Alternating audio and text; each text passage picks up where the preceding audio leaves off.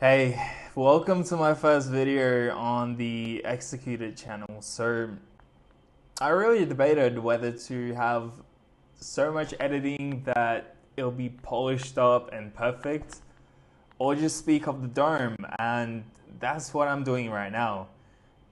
I'll have some mistakes, I'll have some mix-ups, and I'll have some blanks because really that's naturally who I am, and that's naturally what happens when you go off the dome. But I didn't want this video to be heavily edited, and I didn't want it to be scripted as well.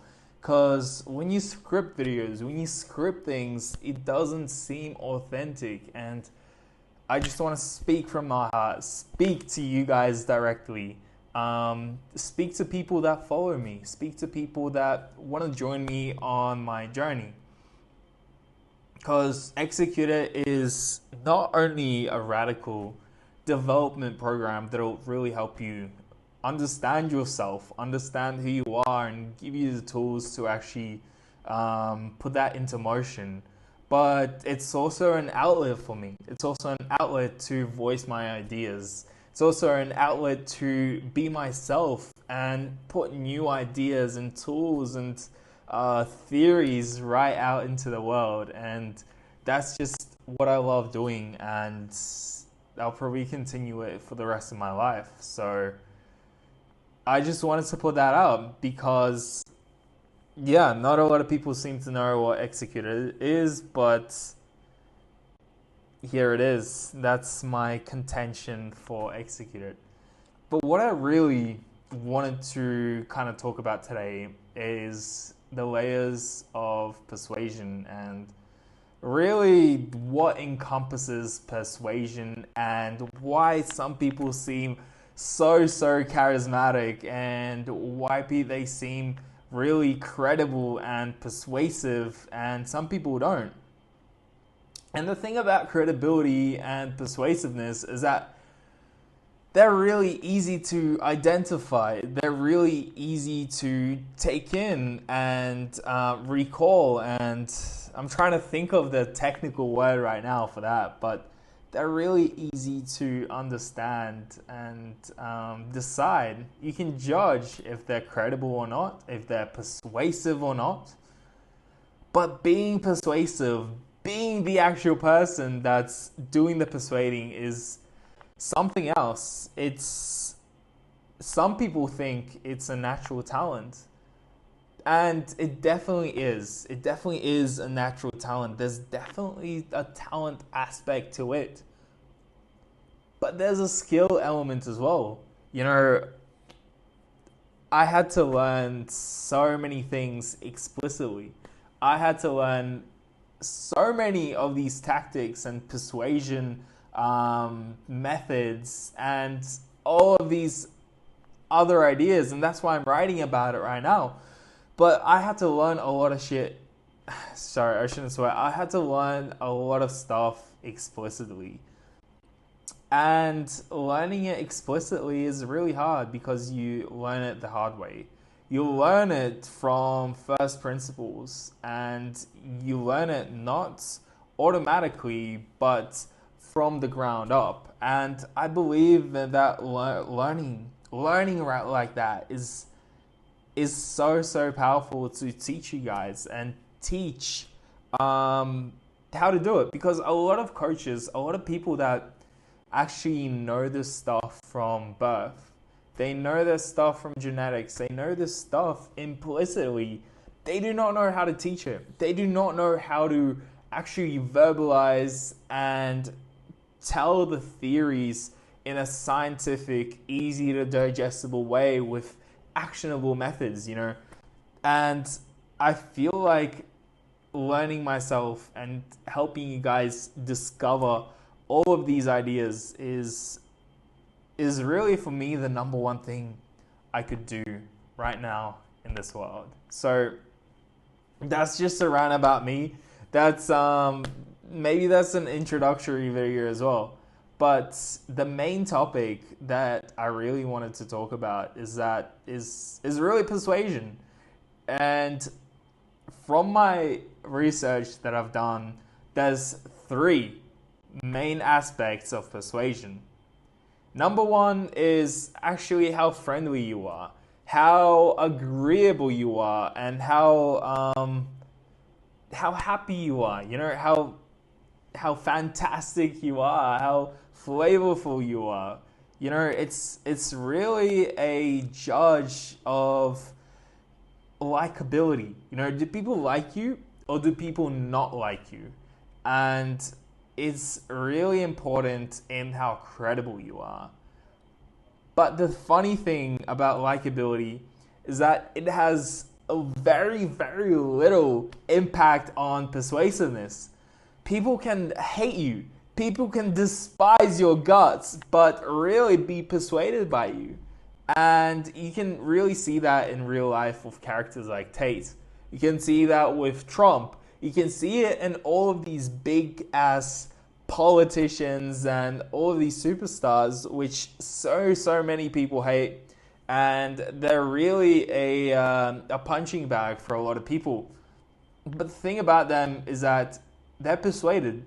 So many people are still persuaded by them, even though they hate them, and that's the magic of persuasion and credibility. And this likability actually can impact how credible you seem and how sociable you seem and all of these other factors, but it has very little to do on persuasiveness, and that's why it's so important to actually separate persuasiveness and credibility as well. But I'll talk about that in a later topic. Number two is actually your potency. So potency is a measure of how much of a leader you are, how alpha you are, how much control you have over the room, and the potency of your voice, pretty much, like how potent you are in expressing your ideas. And a lot of very persuasive people have very high potency. The people I just talked about, Tate, Trump, these controversial figures that have pretty low likability, they have an extremely high potency. They express their ideas very well. They express their topics, they express their views so well, and that's a big contributor to potency and a big contributor really to persuasiveness. And I've probably written about this in my blog somewhere else, but I can't remember right now. You should definitely check it out if you want to explore in detail. I got a cool ass diagram on my blog, and I'll put the link in the description. But that describes potency. Potency is pretty much a measure of how authoritative you are. And that's a lot of what makes up persuasiveness, but not all. And let me tell you about the last thing. And this is super important, and it's really filled with paradoxes. And that thing is how well you can really tamper with someone's emotions. Really how well you can not manipulate people, but inject the high or the low into people. How well they can really sense emotion that you give them, you know, because it doesn't really matter how potent or likable you are if you can't really impact them emotionally.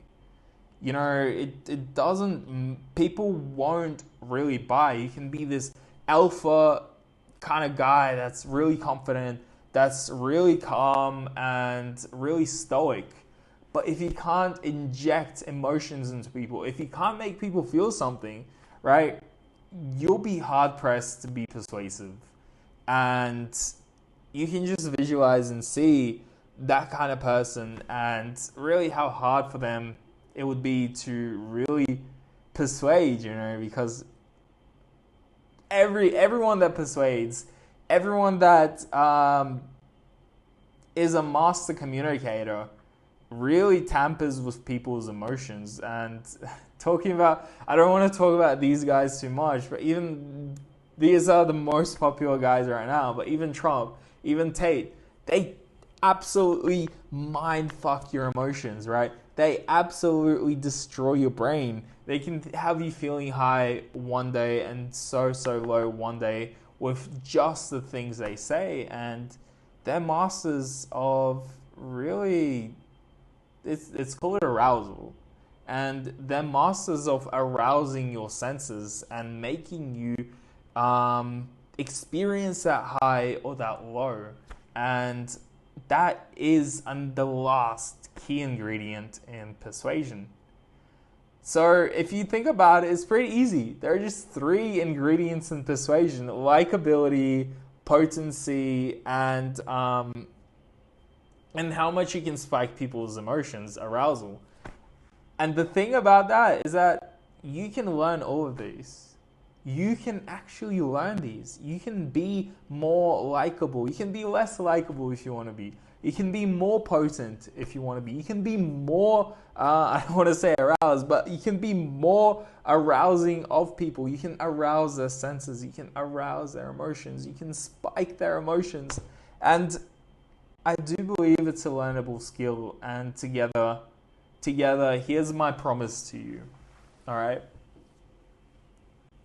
If you're watching this right now, together, we're gonna figure it out. So click that subscribe button right now. And don't forget to never ever miss a video. Peace.